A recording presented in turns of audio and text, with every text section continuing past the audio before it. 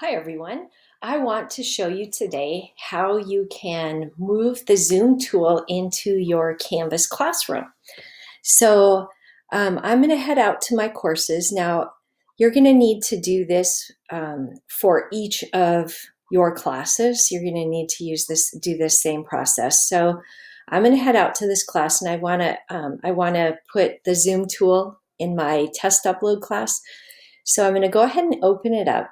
Once I have this open, I'm going to head down to my settings, and I'm going to go ahead and open those. Within my settings, across the top in these tabs, I want to go to navigation. And then if you scroll down at the bottom, you're going to see in the disabled section, Zoom. You're going to want to grab that, and you can click and drag it. You can drag it wherever you want on your navigation bar, and then go ahead and drop it. And now this has added the Zoom tool into your class. But first of all, as always in Canvas, make sure you go down and save. So I'm going to go ahead and save it. And now when I look in my navigation bar, there's my Zoom tool right here. So once I'm into my, once I have Zoom over here, let me show you how you can set up a Zoom meeting. So I'm going to go ahead as the teacher, I'm going to go ahead and click this.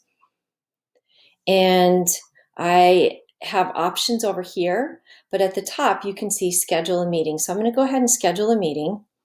The topic, this is the class. So you could change that if you want to, but I would go ahead and keep it there. So maybe you're going to, I don't know, discuss your book. And then when do you want to have this? So I'm going to go ahead and set this meeting for 4 o'clock today.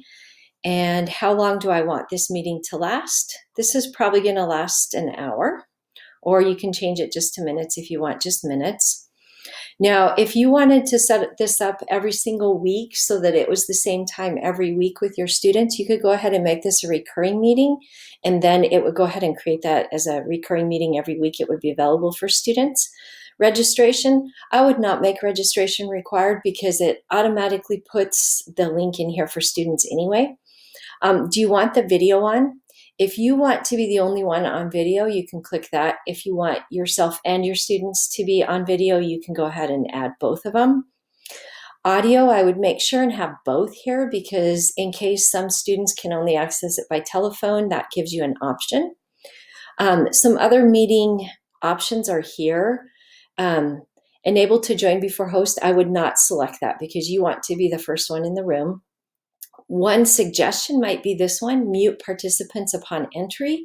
That way, initially at first, your students know that they're muted.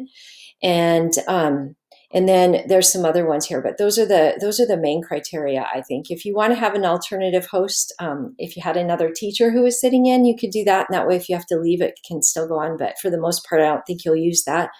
And then I'm going to go ahead and save that. Once I have saved that, now what has happened is I have all this information. I have a link, I have a meeting ID, etc. But if I come over here and click on Zoom again, now I'm going to see the information here. If I had created, I could create a whole bunch of these. If I created a lot of them, it's going to just start listing all of these meetings for me. So they're here, they're ready to go. And as soon as it's time for me to start the meeting, I'll come in here, I'll click on Zoom, and then I'll go ahead and I'm going to start my meeting. And so from a teacher point of view, it's really as simple as that. Let's go ahead. I'm going to head home because I'm going to show you now from a student's point of view what this is going to look like. So I'm going to go ahead and go to student view. And in my student view, if a student wants to come and join a Zoom meeting, they're going to go ahead and click on the Zoom.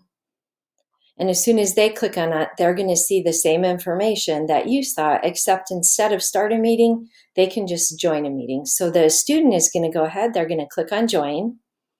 And because you selected, and they're going to have to, one thing to make sure of is that students have the pop-up window open, because this needs to be able to pop up a window or else they aren't going to be able to access it. So we're going to go ahead and open.